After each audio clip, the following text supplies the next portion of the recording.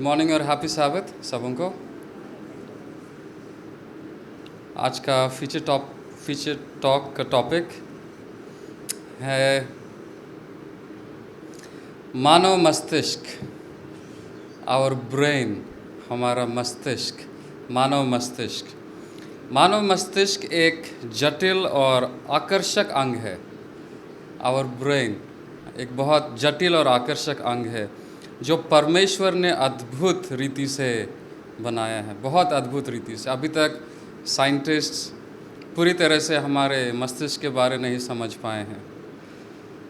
मस्तिष्क मानव तंत्रिका तंत्र का केंद्रीय अंग है, सेंट्रल नर्वस सिस्टम का मेन पार्ट है हमारा मस्तिष्क।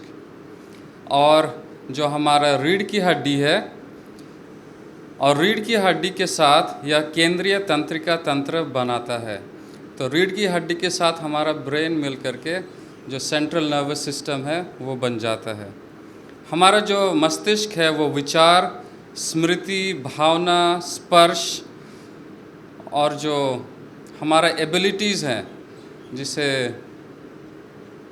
कौशल भी कह सकते हैं, दृष्टि, हमारा विजन, श्वास, हमारा सांस लेना, तापमान, हमारा टेम्परेचर, बॉडी टेम्परेचर, भूख और हमारे शरीर के नियंत्रित करने वाली हर प्रक्रिया को नियंत्रित करती है हमारा ब्रेन, हमारा मस्तिष्क।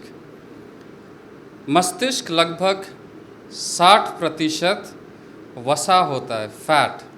जो हमारा ब्रेन है 60% फैट का बना हुआ है, और औसत वयस्क में लगभग 3 पाउंड, जो लगभग 1.36 या 1.4 किलो का होगा, और वजन होता है। और 40%, 60% तो फैट है और 40% पानी, प्रोटीन, कार्बोहाइड्रेट और नमक का संयोजन है, जो ये 40% हमारा मस्तिष्क है।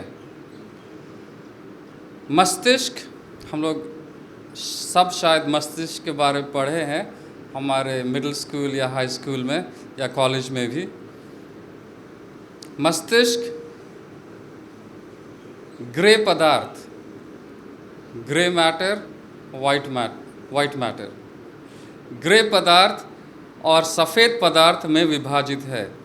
ग्रे पदार्थ का क्या काम है और सफ़ेद पदार्थ का क्या काम है? ग्रे पदार्थ मुख्य रूप से सूचना के प्रसंस्करण और व्याख्या के लिए जिम्मेदार है।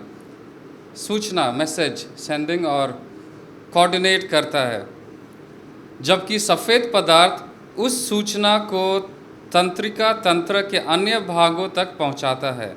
और जो वाइट मैटर है, जो भी मैसेज है, वो हमारे दूसरे शरीर के दूसरे भागों में पहुंचाता है। मस्तिष्क के मेन 3 भाग हैं जो पढ़े हैं,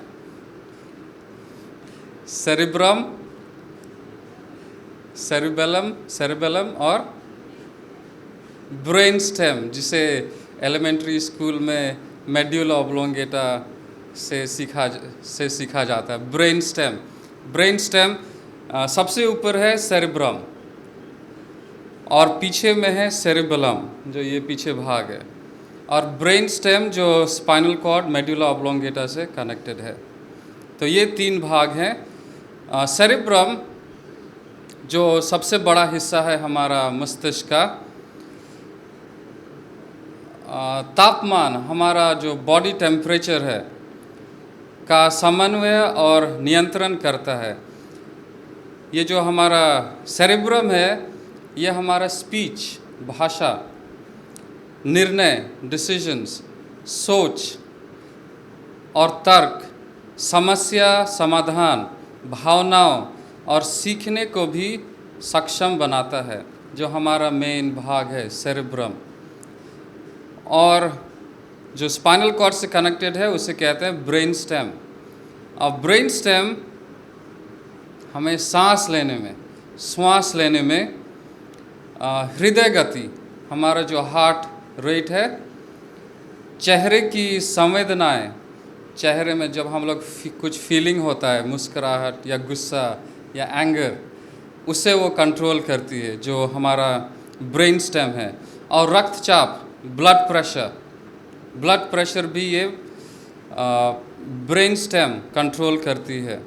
मस्तिष्क और शरीर के अन्य भागों के बीच ये ब्रेन स्टेम संदेश पहुंचाते, बिकॉज हमारा स्पाइनल कॉर्ड एक बहुत इम्पॉर्टेंट है नर्वस सिस्टम में, सेंट्रल नर्वस सिस्टम में। और तीसरा है सेरिबेलम, जिसे लिटिल ब्रेन भी कहा जाता है, जिसे छोटा मस्तिष्क भी कहा जाता है, सेरिबेलम।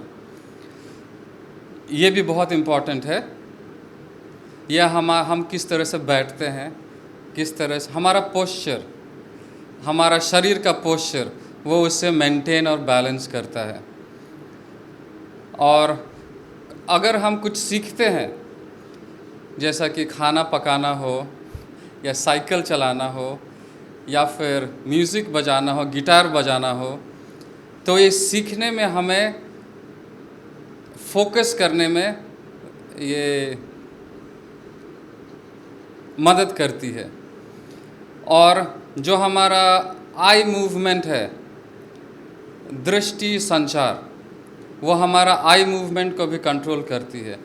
उसका मतलब जब आँख खराब होता है, आई मूवमेंट, तो मेन प्रॉब्लम है छोटा दिमाग में, जो है सेरिबेलम। भावनाएं, बहुत सारे भावनाएं हैं, गुस्सा हो या फिर ईर्ष्या हो या फिर बहुत सारे भावनाएं की गिनती बहुत सारे हैं। ये सारा भावनाएं जो सेरिबेलम है वो वहाँ से कंट्रोल होता है। और आप कैसे निर्णय लेते हैं, डिसीजन मेकिंग, वो भी सेरिबेलम से कंट्रोल होता है। और एक चीज़ जानना बहुत इंटरेस्टिंग है, जिसे इंग्लिश में अगर मैं सही प्रोनाउंस करूँगा, मेडिकल लाइन में फिशर, अगर if I am pronouncing correct, जो एक दरार कहते हैं, फिशर। एक फिशर है, एक दरार, जो मस्तिष्क को दाएं और बाएं गोलार्धों, हेमिस्फीयर में बांटती हैं। दाएं और बाएं हेमिस्फीयर, जिसे हिंदी में गोलार्ध कहते हैं। प्रत्येक गोलार्ध शरीर के विपरीत पक्ष पर प्रक्रियाओं को नियंत्रित करता है। उसका मतलब हमारा जो दाहिना मस्तिष्क है वो मैसेज लाता है हमारा बाएं शरीर के बाएं तरफ से, और जो हमारा बायां साइड का मस्तिष्क है वो मैसेज भेजता है और लाता है हमारा दाहिने तरफ से। अब संक्षेप में, मसीही जीवन में ईसाई दृष्टिकोण मस्तिष्क को ईश्वर द्वारा निर्मित एक जटिल अंग के रूप में देखता है, जिसमें मन हमारे आध्यात्मिक अनुभवों और दुनिया के साथ बातचीत में महत्वपूर्ण भूमिका निभाता है। यह हमारे मस्तिष्क और व्यवहार को सकारात्मक तरीके से प्रभावित करने के लिए ईश्वर के सकारात्मक पहलुओं पर ध्यान केंद्रित करने के महत्व पर जोर देता है। यह मस्तिष्क जो हमारा है, ह्यूमन ब्रेन, यह मस्तिष्क की स्थितियों से परे, जो हमारा ब्रेन स्टेट है, स्टेट ऑफ आवर ब्रेन, यह मस्तिष्क की स्थितियों से परे आध्यात्मिक अनुभवों की प्रामाणिकता की भी पुष्टि करता है। यह हमारा ब्रेन सिर्फ ब्रेन ही नहीं है जो वो अपने स्टेट में है, अपने सिचुएशन पे, पर जो हमारा स्पिरिचुअल थिंकिंग, स्पिरिचुअल लाइफ, आध्यात्मिक अनुभव की प्रामाणिकता भी करता है। हालांकि यह ध्यान रखना चाहिए कि महत्वपूर्ण है कि मस्तिष्क वह अंग है जो जटिल कार्यों को निर्देशित करता है, जो स्मृति, दृष्टि, सीखने, विचार, चेतना और मन के अन्य गुणों को संभव बनाता है। मसीही दृष्टिकोण से मस्तिष्क को केवल एक शारीरिक अंग से कहीं अधिक देखा गया है। इसे ईश्वर द्वारा बनाई गई एक अद्भुत रचना के रूप में देखा जाता है। हमारा मस्तिष्क हमारी संवेदनाओं, सोच, प्रतिक्रियाओं, मूल्यांकनों को निर्देशित और व्याख्या करता है और हमें सही से गलत, अच्छे से बुरे में अंतर करने में मदद करता है। और आखिरी में मैं 2 बाइबल वर्स पढ़ना चाहता हूँ। जो पहला मिलता है रोमी 12 उसका 2। यहाँ पे इस प्रकार लिखा हुआ है, और इस संसार के सदृश न बनो, परंतु तुम्हारी बुद्धि के नए हो जाने से तुम्हारा चाल चलन भी बदलता जाए, जिससे तुम परमेश्वर की भली और भावती और सिद्ध इच्छा अनुभव से मालूम करते रहो। और दूसरा है फिलिपी 4 उसका 8। यहाँ पे इस प्रकार लिखा हुआ है, इसीलिए हे भाइयों, जो जो बातें सत्य हैं और जो जो बातें आदरणीय हैं और जो जो बातें उचित हैं और जो जो बातें पवित्र हैं और जो जो बातें सुहावनी हैं और जो जो बातें मन भावनी हैं, अर्थात जो भी सद्गुण और प्रशंसा की बातें हैं, उन्हीं पर ध्यान लगाया करो। परमेश्वर इस फीचर टॉक पर आशीष दे। धन्यवाद।